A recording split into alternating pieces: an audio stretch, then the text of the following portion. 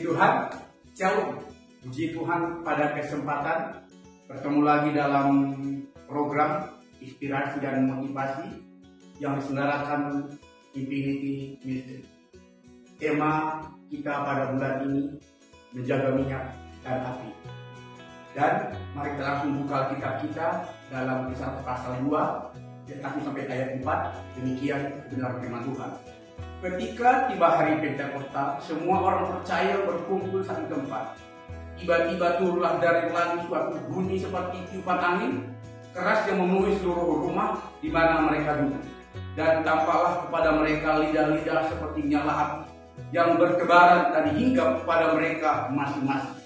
Maka penuhlah mereka dengan Roh Kudus, lalu mereka mulai berkata-kata dalam bahasa-bahasa lain seperti yang diberikan oleh Roh itu kepada mereka untuk mengatakannya. Puji Tuhan, tema kita pada kesempatan ini pentingnya menjaga hati.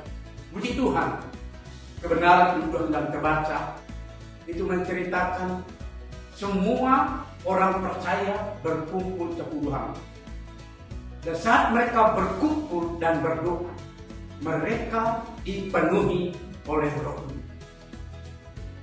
Karena Roh Allah itu memenuhi hati mereka, maka semua mereka berbahasa-bahasa Roh. Apa yang diberikan Roh itu kepada mereka.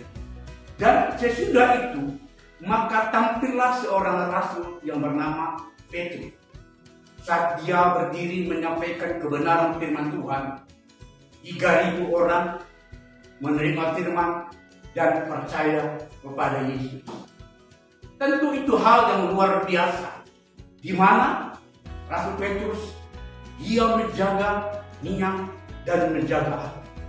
Api Roh Kudus yang dipenuhi dalam dirinya, dia tetap menjaga sampai dia berdiri menyampaikan firman Allah.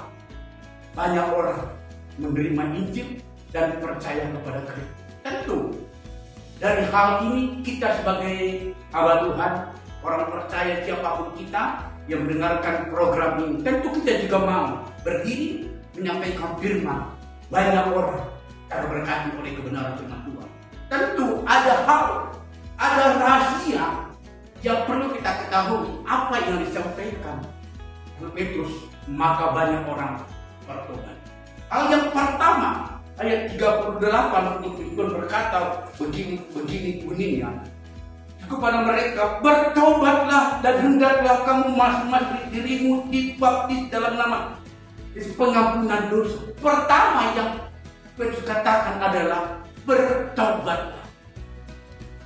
Tentu kalau arti pertobatan suatu perbuatan hati dan pikiran membawa kita lebih dekat kepada Allah. Tentu Petrus saat berdiri menyampaikan firman, yang dia sampaikan adalah pertobatan. Siapapun yang mendengarkan firman, sampaikan adalah pertobatan supaya mereka berubah pikirannya dan berbalik kepada Kristus. Itu yang Petrus sampaikan. Hal yang kedua, Petrus yang sampaikan adalah visi Allah. Apa visi Allah? Kalau kita melihat dalam firman Allah yang selanjutnya, mereka memberikan pengajaran rasul. Dan mereka saling menasihati. Dan mereka saling memberi. Ternyata dia menyampaikan firman adalah visi Allah. Bukan visi pribadi. Tentunya kita juga sebagai hamba Tuhan, supaya firman yang kita sampaikan mereka terberkati. Mari sampaikanlah visi Allah. Visi Allah dalam sebagai program Infinity adalah Matius 28. Pergilah dan beritakanlah firman supaya mereka dibaptis dalam nama Tuhan Yesus. Tentu itulah program Tuhan, itulah visi Allah. Untuk itu, kalaupun programnya baik, kalau apinya mati, tidak akan jalan visi Allah. Tentu mari siapapun kita, dimanapun kita berada, jangan padamkan api yang engkau miliki. Supaya api itu tetap menyala-nyala, supaya kita menjadi berkat bagi banyak orang. Lewat program ini, lewat renungan ini, semua orang yang mendengar firman lalu kehidupan kita sebagai hamba Tuhan diberkati oleh Tuhan. Seperti Rasul Petrus menyampaikan firman, banyak orang percaya menerima Yesus 3.000 orang.